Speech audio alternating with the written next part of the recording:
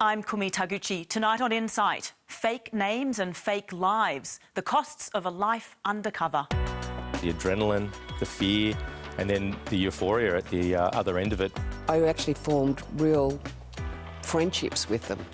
You'd be a very strange undercover if you never felt anything for any crook. Do you ever worry if he's telling the truth? I did in the beginning.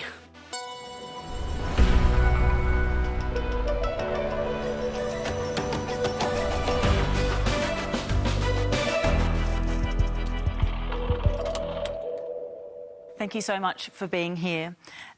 Damien, as a young police officer, you once found yourself kneeling down in the middle of an orange grove, surrounded by members of the mafia. Why? I was taken to the orange grove to receive some packages of drugs. We didn't expect it to happen. We couldn't have any backup, being in a small town like Griffith. Every man and his dog would know that we were there. At the time, you were 28 years old, and this was one of Australia's most complex covert stings. What was going through your mind at the time? There were certain concerns that the targets already knew that undercovers were involved. I believed at that time that it might be the end.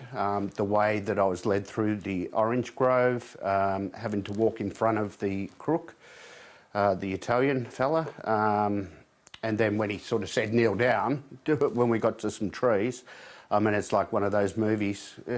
you know, you can imagine that sort of scene in a movie. For this operation, Damien, you were undercover as a drug dealer for about 6 months. Did you have another name? My name was Ben Gleeson. Did you have to live and breathe this assumed identity, Ben Gleeson, sort of 24 hours a day? Look, it's not that you have to live and breathe it 24 hours a day. It wasn't that you were living with the criminals 24 hours a day. The problem is that, you know, they can ring at any time. You know, you have to be able to jump back into a role pretty quickly. And I mean, you have to be prepared to answer questions, especially when you get into the pointy end of a job and certain things need to be discussed. Damien, you were initially pretty reluctant to work undercover. You didn't think you'd be any good at it. Why? Look, a lot of people will say, won't believe this, but I was actually quite shy. I was from a private boys' school, a Catholic family, quite a strict Catholic family.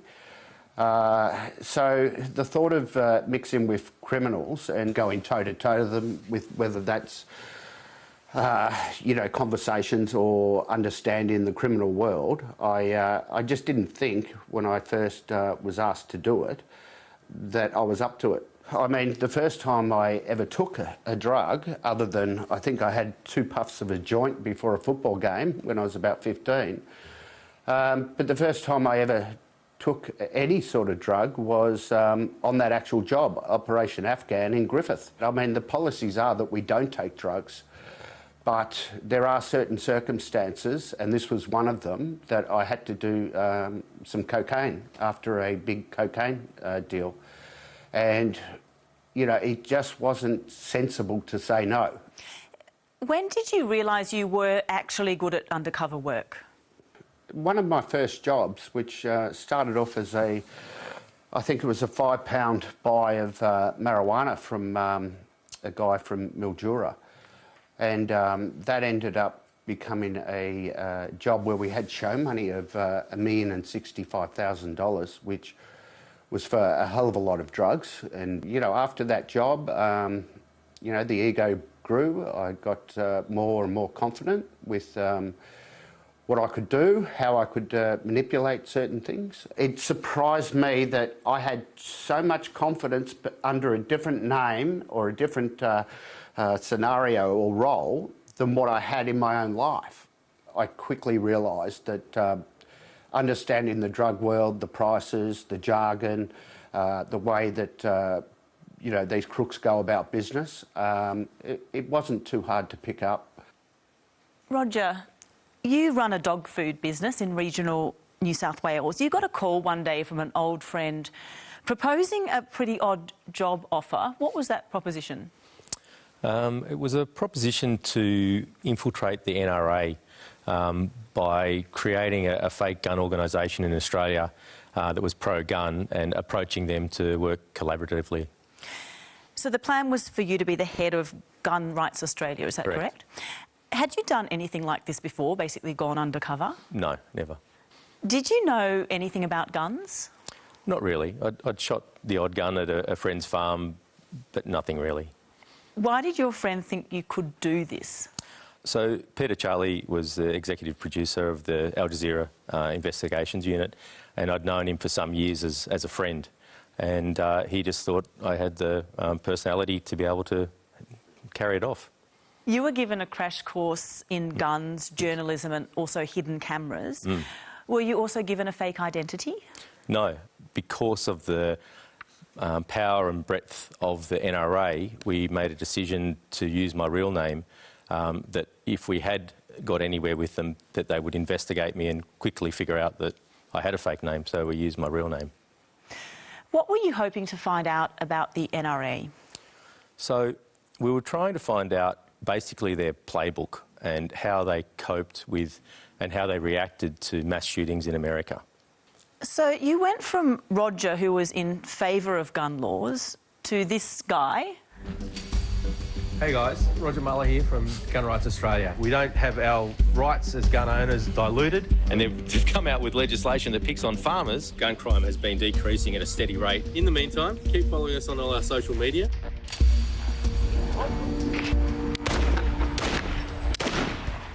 Roger, how did your family and friends react?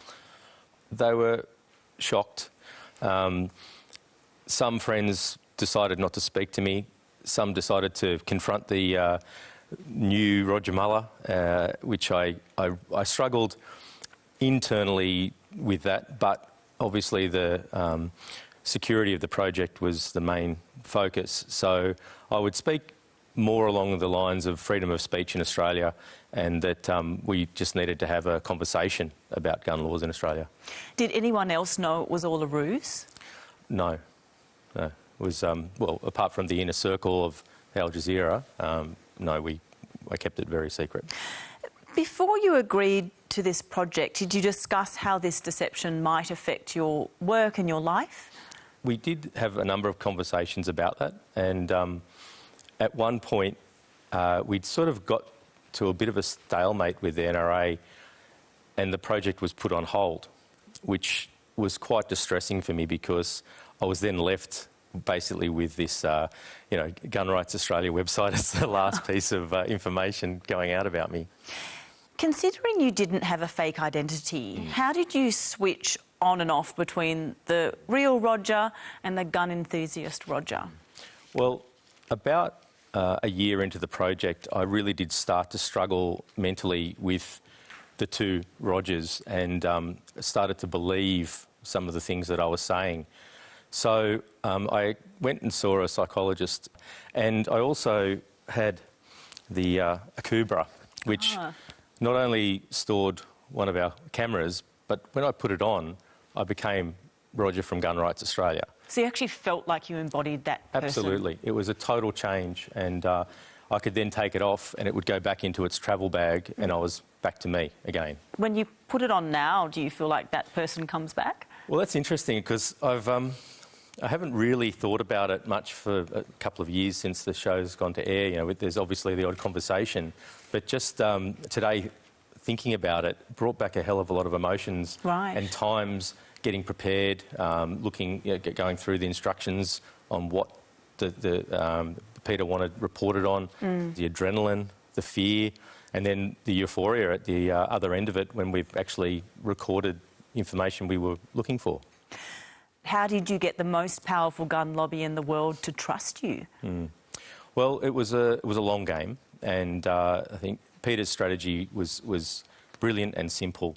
That we would start an organisation in Australia that would appear to be thinking in lockstep with what the NRA's objectives were, And that is particularly around the Second Amendment. And we went to them saying that we wanted to have a similar law in Australia, and they gobbled it up because they basically dislike the Australian media using our gun laws to slow down their vernacular.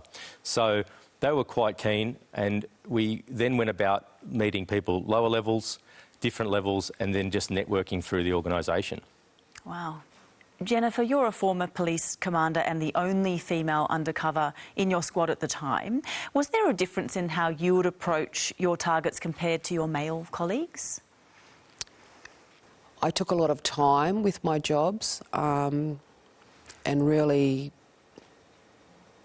came to know the targets and the families, and I was invited to their homes. I was invited to christenings, birthday parties of their kids. You know, I actually formed real friendships with them. How would you gain people's trust? I know a little bit about a lot of sort of topics, and I could talk about cows. I had an interest in cows. And I've got an interest in astrology and interest in star signs. But I think it was all forming that relationship, establishing a rapport with someone. I found the targets had to actually like you. Because I was a female, the target would be asking me questions sometimes like, what do you think of these cushions? And, you know, what do you think about the colour of these curtains? And what do you think I should do here, like decorating tips sort of thing. And being a female, it wasn't too difficult for me to ask, oh, how many bedrooms have you got here? And you know, all these sort of things, which was gaining intelligence for a later arrest. Were there times where you sympathised with your targets? There were definitely times when I empathised with their situation. When I knew that they were going to be arrested and possibly jailed, I did empathise with the people in the family that it may affect, you know, the wife and the children. Damien, did you ever come to sympathise with any of the people you were investigating? Yeah, at times. It's sort of like the boogeyman. Everyone thinks he's this nasty sort of person, which, you know, obviously he is, but the crooks come in all different shapes and sizes, and some are quite impressionable, some you relate to really well, and it's hard to separate your feelings, but you've got a job to do, and they're a crook and they're selling drugs, and they're getting good money for it because they've got to watch out for people like us. I think you'd be a very strange undercover if you never felt anything for any crook. Roger, what about you? Did you ever empathise with the people you were targeting? I think when the show aired, I did empathise with most of the characters. The folk at the NRA do believe that they're doing the right thing, and they are protecting the Second Amendment, which after all is a law in America.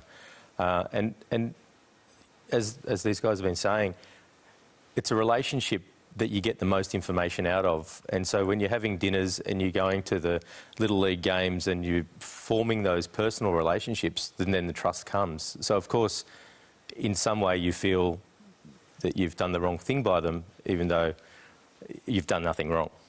Michael, you were a decorated police officer who infiltrated the New South Wales underworld during your many years undercover. How difficult was it to live a double life? Oh, it's very difficult. There are some people that I would have to metaphorically befriend, and they were extremely unpalatable people. Their attitude towards society per se, their attitude towards women, it was very frightening, very disturbing. Did you ever lose sight of who the real Michael was? No. Always knew? Always knew. Jennifer? Yes, I think I was a bit opposite to Michael. I was sort of consumed by it, by my identity, and I sort of lived as that person. Damien, how about you? No, I don't think I ever lost sight of who I was or what I was doing. Never ever did I want to go to the other side or be one of them. I believed in what I was doing, and sometimes it was hard, but it was necessary. Roger, did going undercover actually change your stance on guns? No, I still believe Australia's got some of the best gun laws in the world. At stages, I started to question them, but that's just, I think, as they say, you're drinking your own Kool-Aid, and that's where you're struggling all the time in that situation because you've got to be believable. You need to speak their language. Michael, you almost lost your life when you were shot twice through the window of your family home. Can you take us back to what happened that evening in 1984? It was very sad. It was very sad what happened. It was an absolute physical and emotional invasion of the privacy of my home, and what my family saw and went through. And I have very strong memories of my two little baby girls, 9 months and 2.5 years at the time, in a room crying. And Daddy being carted off to hospital in a stretcher by all these wonderful people from the ambulance. So I guess, you know, with post-traumatic stress, I suffer from, when I hear a baby cry, I become very distressed. I've got to go and protect that baby at all cost. I can be in a shopping centre and a baby will cry at a certain tone and it will set me off. So if that's one of the worst things that came out of that experience psychologically for me, I'm going okay.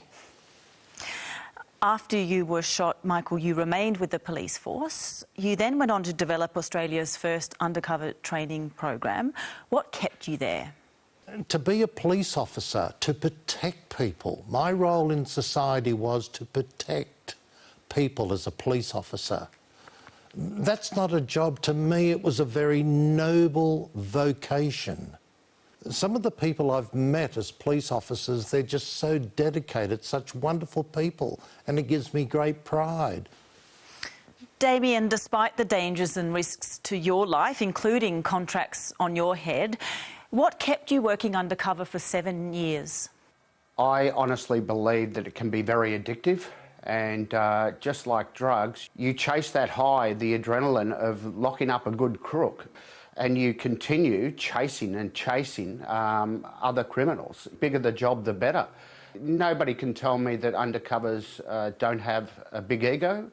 If you imagine it's a Hollywood movie, if you're the person everybody wants to be in the movie, I mean, it really feeds that ego. And coupled with that, you really believe what you're doing is a good and noble thing, like Mick said. And, you know, it's why would you ever want to stop doing that?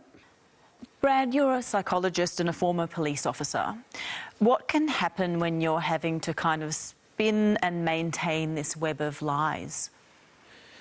There's a potential of going through a whole lot of internal conflict associated with their own moral beliefs and their own upbringing, their own opinions of society's rights and wrongs. And as a result, then, the conflict that they experience about who they are as person, who they are as police officer, then can, over time, cause them significant difficulties in managing themselves as far as what they do in their work life and private life. At times, they've all indicated that to keep a level of focus as to what they're doing and how they assimilate their knowledge is in the sense of the job, the outcome of the job, of what we're there to do, place them before the courts, and then for the matter for the courts to take care of it and then move on to the next trial. Do you need to effectively lose a part of yourself in order to be a good undercover operative? I think potentially for some, they need to either lose it or park it sideways. They need to place it somewhere so that they can adequately fulfil their role. And for some, they do potentially lose certain parts of themselves through the process of doing their undercover work. Once the deception and manipulation had become apparent, what process did you go through to come to terms with it? We've talked about it as essentially going through a grieving process. I can't believe that it was actually sanctioned by any police force.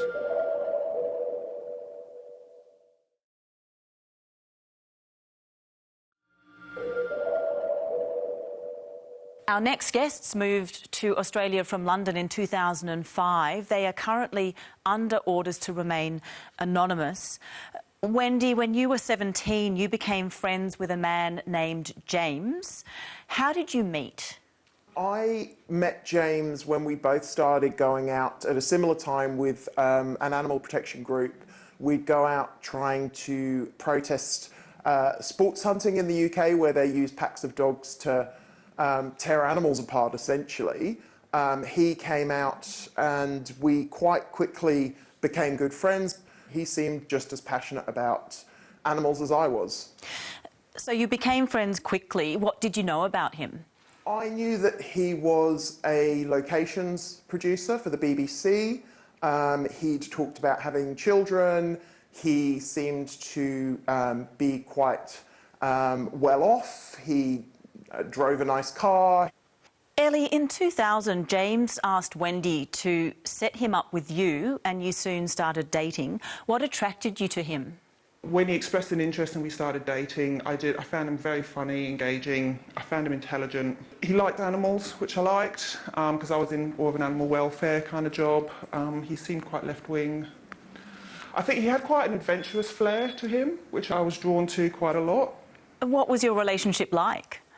Well, that's the thing. It was perfect. It was kind, it was supportive, it was caring, it was romantic, but it wasn't very in your face. And then we do fun things as well. We'd meet up, we'd go away for trips, for days away and stuff, which was nice. He was probably the first sort of big love. So my first love, which you never really get over. After you'd been together for a year, James said he needed to move to the US to be near his ex-wife and children. Ellie, did you break up then? No, we didn't. We sort of broke up because obviously we weren't dating anymore because he wasn't in the country, but the relationship never ended. It just changed. It was sort of in between a friendship and a relationship. The emails were still very affectionate and quite touching. Anytime one of us would go back to visit the UK, he would organise a work trip so that he could be back in the UK and meet up with us at that time. Ellie, in 2018, James told you to get a glass of wine and sit down. What did he tell you? He told me then that during our relationship he'd been undercover, and he also told me that there was an inquiry going on and that they will probably be in touch to ask me some questions about it.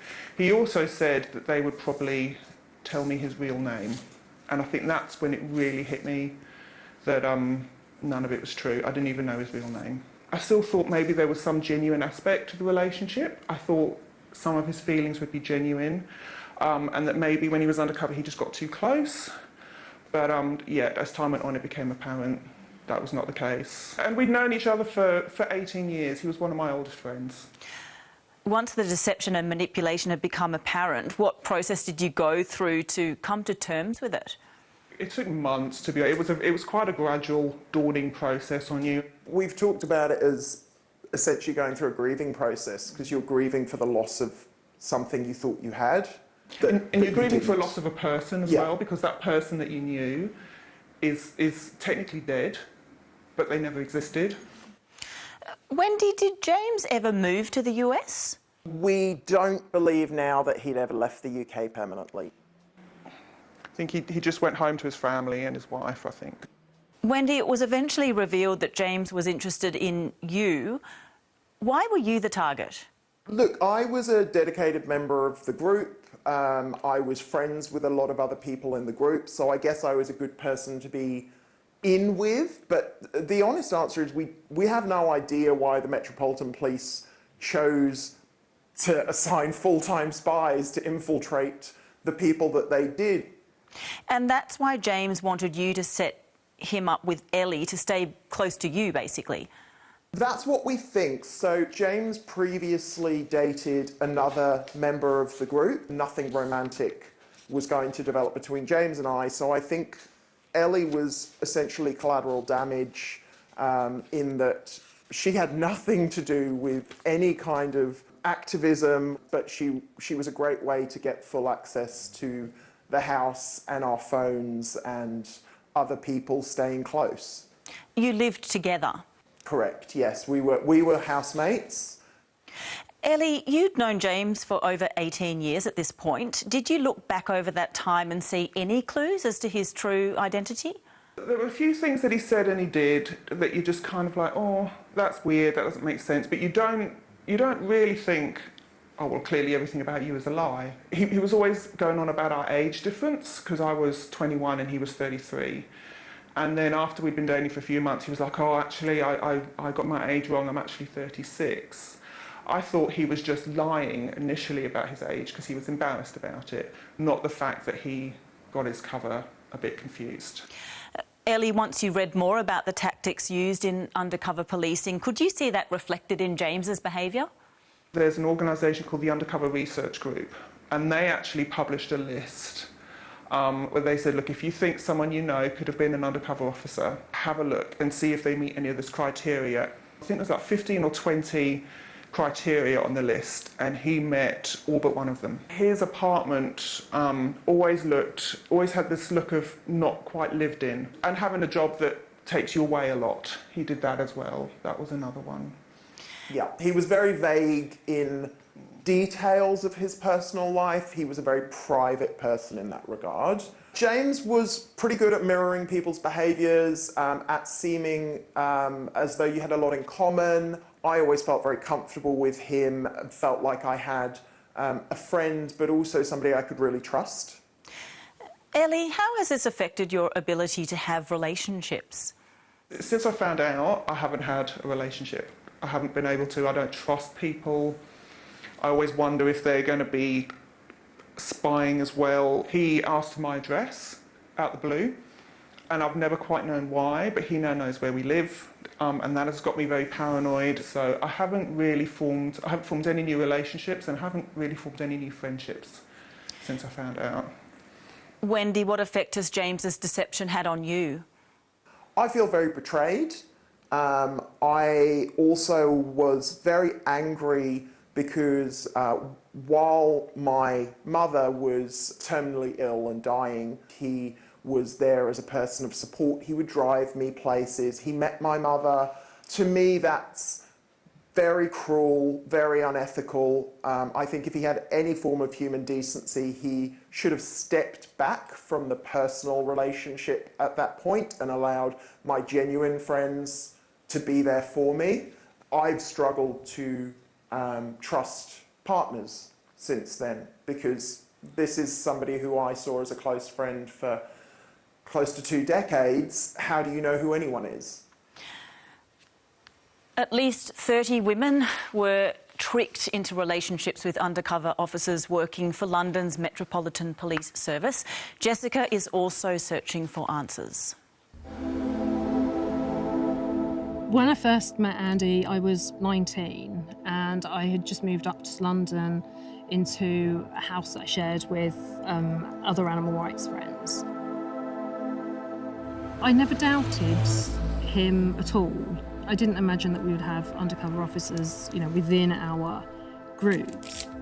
I viewed our relationship as my first grown-up and adult relationship, certainly my first sort of sexual relationship.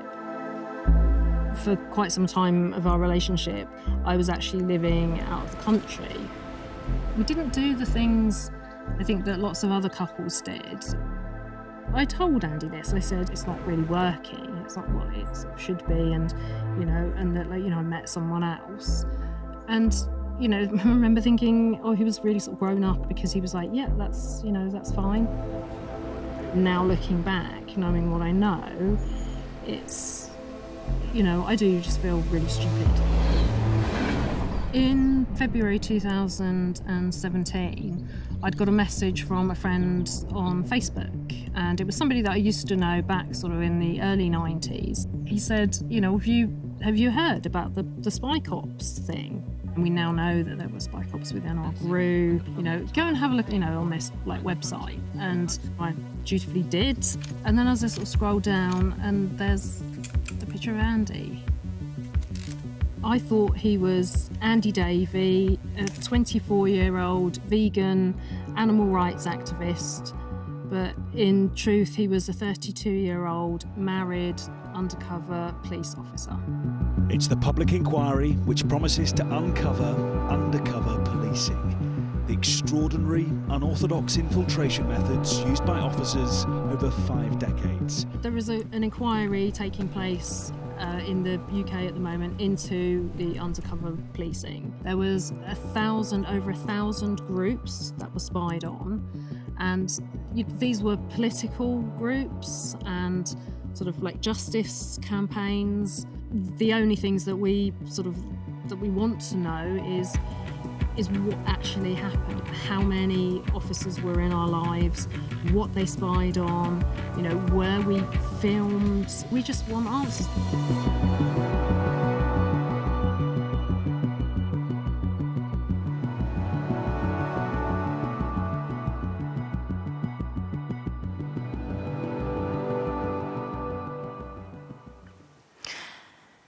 Ellie, James initially denied his sexual relationship with you. He has since admitted it and is now a central figure in this inquiry. You will give evidence, but you are also suing the Met Police. Why? I'm part of a civil suit with a few of the other women. We want them to be held accountable for what they did, but mainly because we want the information released, and this is a way that we're trying to get that information released to us so that we know what was going on. Ellie and Wendy, do you believe there is a place for undercover policing? Are there situations that might justify undercover tactics? I believe there's no justification for violating people's human rights just for the sake of interest. I think this has highlighted that we have no idea what's going on, and this isn't just a case of, well, if you don't do anything wrong, you don't have anything to fear. So our concern now is this is all being highlighted in the UK currently, but how do we know what's happening currently in Australia? Why would we believe that this is not happening right now in Australia? Michael, could something like this happen here? Without expanding into what the law says in this country, the simple answer is, my knowledge, which is very vast, no, it would not be tolerated. I would not tolerate the indefensible actions of the police with these lovely ladies from England. This is absolutely immoral. I know what happened in England. It was animal activism. You had the upper class of English society were tied up in the fox hunts, and they pressed the button and everyone fell into line, and they threw lots of money at this decent group of people. These ladies were not formulating an atomic bomb. They lived in a democratic country, England, like Australia, and what has happened, I find 100% absolutely in law unacceptable. Damien? I can't believe that it was actually sanctioned by any police force. I just can't believe that any decent undercover operative would do that to somebody else. And I can't believe that there were people higher up than them sanctioning such a thing. I'm gobsmacked. Does this upset you that it tarnishes the reputation of undercover police? I'm embarrassed for them, to be honest. You can get tied up in undercover work, but you know what's right and wrong, and this was wrong. It was wrong to these women, it was wrong to their own families, and if they had any decency to realise, it was wrong to themselves. The 3 women we just heard from told us that the deception destroyed their ability to trust. Damien, does it work the other way? Has affected your personal relationships? There has been some women that don't trust me because they believe that obviously I'm an excellent liar. That's happened quite often, which I find that pretty silly because, I mean, I could have been an actor. If I go out and play a role, does that mean I'm a liar in my real life? I don't believe so. I would like it that they looked at it in a different way and say, well, he's got some sort of conviction where he wants, or sense of justice, you know, to do the right thing. So, look, I've ended up without partner and children, and that's the course that, you know, undercover work took. Ariana, you're Roger's partner. You met him after he went undercover. Do you ever worry if he's telling the truth? I did in the beginning. You did? Yes, and I did put the question to him, like, how do I know, you know, what you say is, or you stand for, is the real thing? But I guess because we got introduced by a mutual friend who's known him for over 30 years, I sort of had to trust her judgment too, and he seems very genuine. But when you listen to the other ladies' testimonies, it's pretty, it'd be easy, you know, to fall for someone that doesn't necessarily give you the real thing. But I hopefully have. Andrew, you're a professor of law and you've been researching police conduct and ethics for 30 years. Is undercover work necessary? It's become a big part of tackling drug and organised crime, and I think without it, some of the successes that police have wouldn't be there. And I think that's probably where its justification remains strongest. And as long as we have drug laws, I think undercover policing will remain part of the story, a big part of the story. Andrew, how do people figure out how and when to draw the line then in terms of undercover work? Well, they're subject to codes of conduct, they're subject to the law one way and another. They have people to report to inside their police organisations. But I think the cut and thrust of being undercover sometimes presents you with situations that you have to make a call on individually, and I guess it can be a matter of life and death in some of these circumstances. Your trustworthiness will probably be tested, and that can get you to points where you cross lines that in real life you wouldn't do because you're not confronted with those dilemmas. Jahan, you're a criminal defence lawyer. Undercover policing is legal. Is it ethical? There is no doubt in my mind that there is a place for undercover policing to protect the general public to some extent from serious criminal activity. However, in my experience, there has been many situations which I've personally been confronted with where I would say that the undercover policing was not done ethically and it was not done appropriately. Can you give us an example of that? One that springs to mind is I was acting for a young man, probably 19 years old if I remember correctly. He attends a rave and he starts dancing with a very attractive woman who starts suggesting to him, hey, wouldn't it be great if we could, you know, get something? He takes this to mean, well, wouldn't it be great if we could get some drugs, and spends the next 5-6 hours trying to secure some drugs, gets the drugs, supplies it to her, and is charged with supply. Now, is that a good use of police resources? In my opinion, I don't think it is. He had otherwise his life entirely correct. It was something where the action, I think, induced him to do stuff where it was not, in the light of day, something he would usually do. So in that circumstance, would you say that the police were taking too many liberties?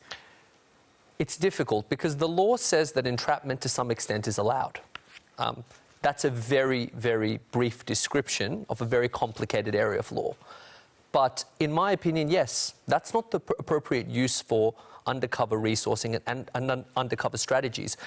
Listening to those harrowing stories, I think the reality is that the potential of an undercover operation to destroy the life of someone is so immense that if it's targeted on a vulnerable person, we as a society should be worried. Michael, did you ever have any concerns with undercover techniques? What we say in law is this: the young lady and the young man on the dance floor, there's a discussion and an agreement.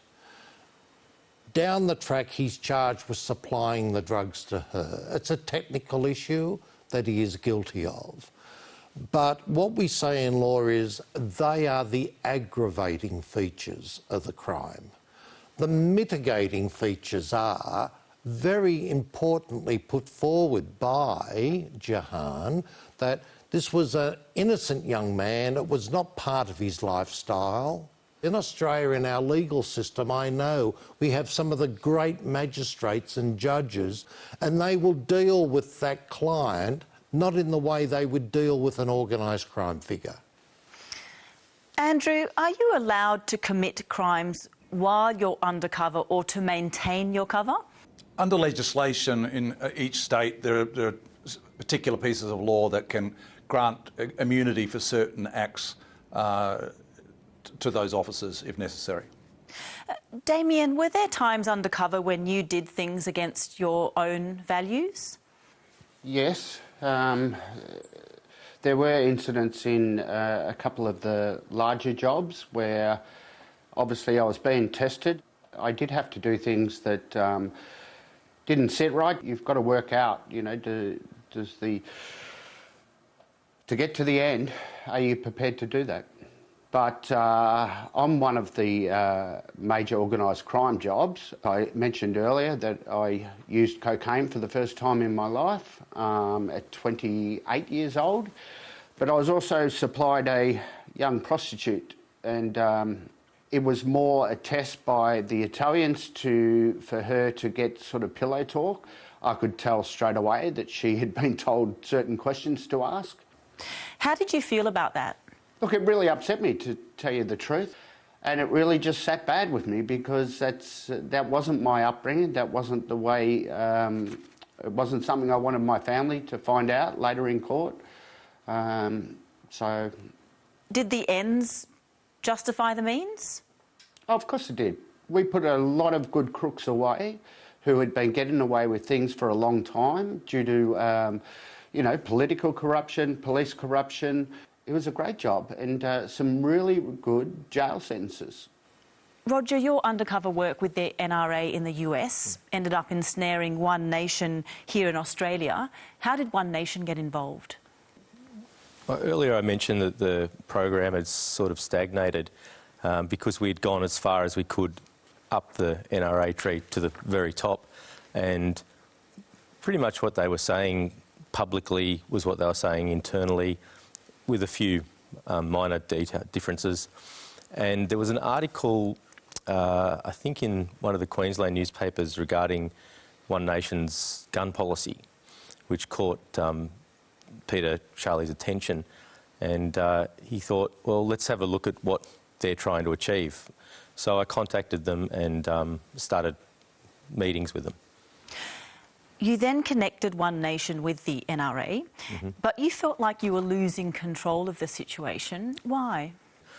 When we contacted One Nation, they were very eager to get involved with NRA. They wanted to talk to them regarding systems, about funding, about contacts. And it happened very, very quickly. It was quite shocking, in fact.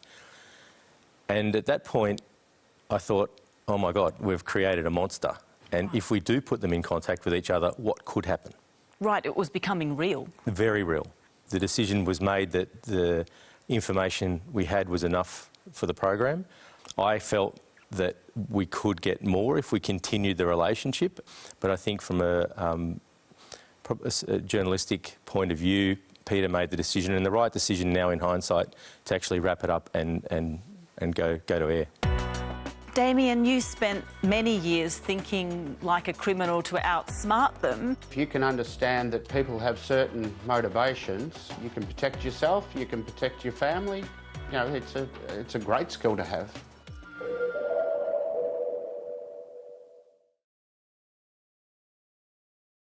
How long did that affair last? 12 years. She just told me, you're dead to me. He said, you realise that I'm gay? And I said, it makes absolutely no difference to me whatsoever.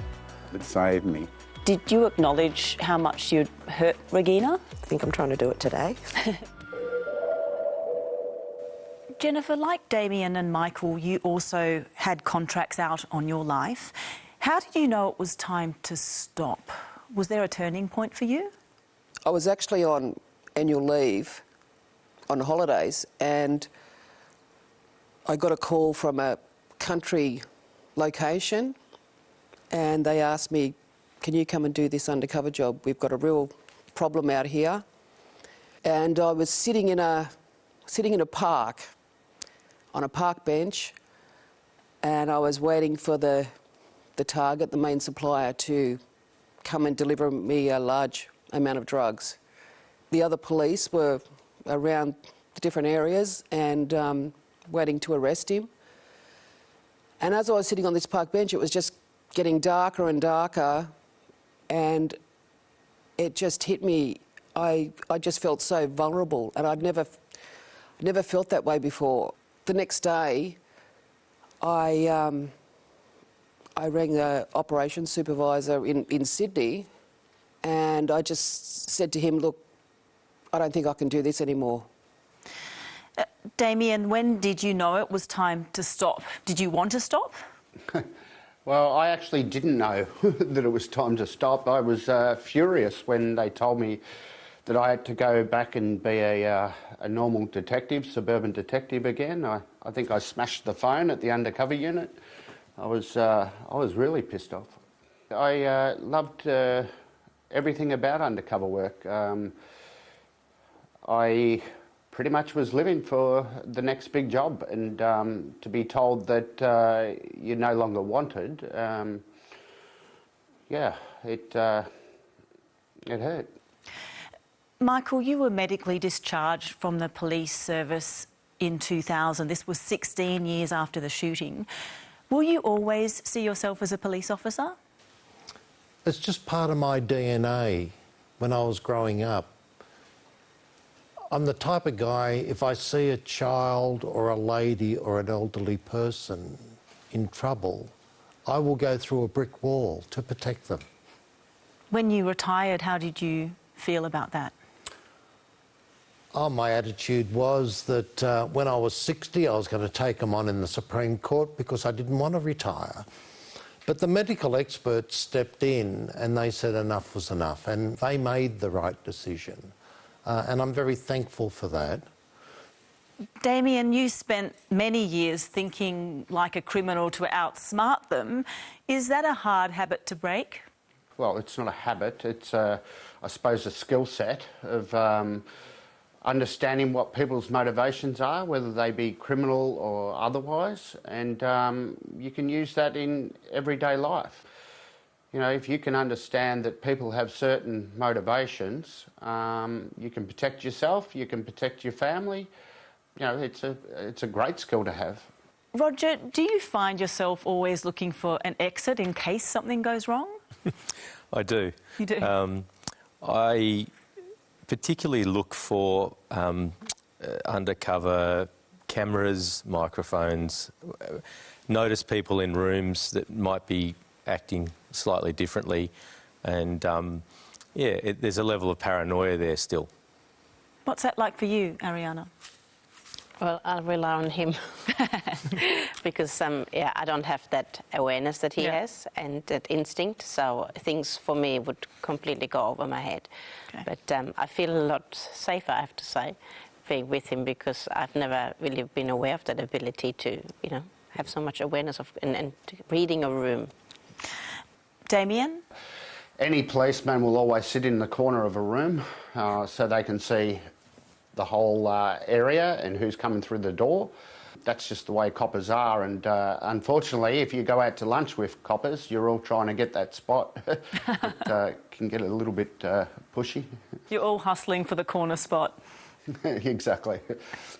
You don't want to be the one with your back to the door. Jennifer, what has been the emotional toll for you? Has it had an effect on your health? I've been diagnosed with post-traumatic stress, and medically discharged from the police, and I still get teary because I still get teary about not being in the police anymore. You miss it? I miss it. I miss it. Roger, have you heard from either of the One Nation people who were involved in this sting? I've only, since the show went to air, had one phone call, which was, I considered it threatening, but it ended, and have had no contact since. What was it like transitioning back to normal life? Normal Roger? Wow. There was moments where you'd come back from a trip to the States and you're in a room with some of the most powerful people on the planet, rubbing shoulders, say, with Don Trump Jr. during the run-up to that 2016 election. And 24 hours later, be back in my shed, packing bags of my dog food into the van to go and deliver them. So it It was a very different world and very quick time. How did your friends react when they realised what you'd been doing? Well, there was a lot of different reactions. Most of them were like, that, no, we knew you and we knew that couldn't have been you, but we just didn't know really what you're up to. Most of them thought it was some sort of run at a political career. Right. Did you lose any friends? A couple of people, were quite upset by it, but, you know, not that many. Damien, looking back, was it all worth it? Would I do it again? Possibly. Knowing what I know, probably not. I've got to a stage where I've been in remission for quite a while from PTSD. I isolated myself down the beach for 4 years, and I was in a really dark place. But I'm okay now, so all's good. What is life like for you now? Well, I'm still an investigator, a private investigator. I enjoy that freedom and I enjoy investigating. Roger, would you do it again? Absolutely. I learnt an amazing amount during the 3 years about not only journalism but the world at large. The biggest takeout, I think, for me was just how fragile the democracy is in Australia, right, and how close things can be to changing quickly. Michael, how about you? Would you do it all over again? Look, yes, I would. Yes, I would. Jennifer, how about you? Would you do it all again, knowing what you know? I think I would. Thank you so much. That's all we have time for tonight. I so appreciate you sharing your stories. Thank you, and thank you too for joining us. Dateline is next.